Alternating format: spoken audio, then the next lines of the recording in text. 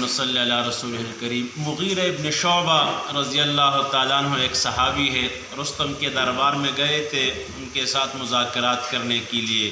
جب قادسیہ پر حملہ کرنے گئے تھے، سعد رضی اللہ تعالیٰ عنہ لشکر لے کر گئے تھے، تو مغیرہ ابن شعبہ جب ان کے پاس گئے تو انہوں نے بلایا تھا مذاکرات کے لیے۔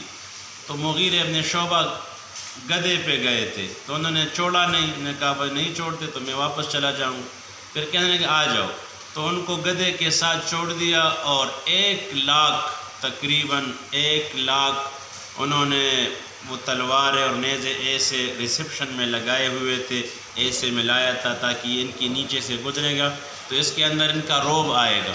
حالانکہ صحابہ کے دل میں ان چیزوں کا رعب نہیں تھا، تو وہ چلتے چلتے اپنے نیزے سے قالین کو پاڑتے ہوئے ان کے دربار میں پہنچے۔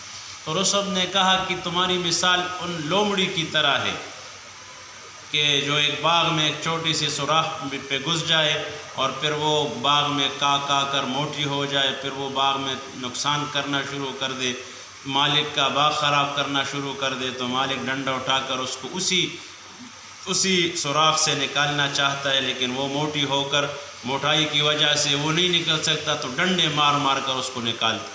تو تمہاری مثال ایسی، ہم تم کو ایسے یہاں سے نکال لیں۔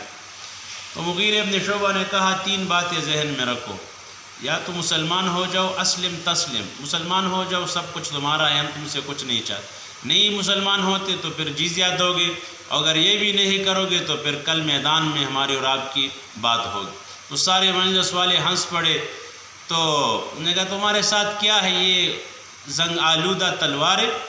تو مغیرہ ابن شعبہ رضی اللہ تعالیٰ عنہ نے اپنے تلوار سے اس کپڑے کو، ایسے کپڑے لپیٹے تھے تلوار سے، تو ایسے اس کو کولا تلوار سے، وہ کپڑے ہٹائے اور وہ دربار میں وہ تلوار کو ایسے ہلایا اور کہنے لگے اس تلوار کی طاقت کل تم دربار میدان جنگ میں تم دیکھو۔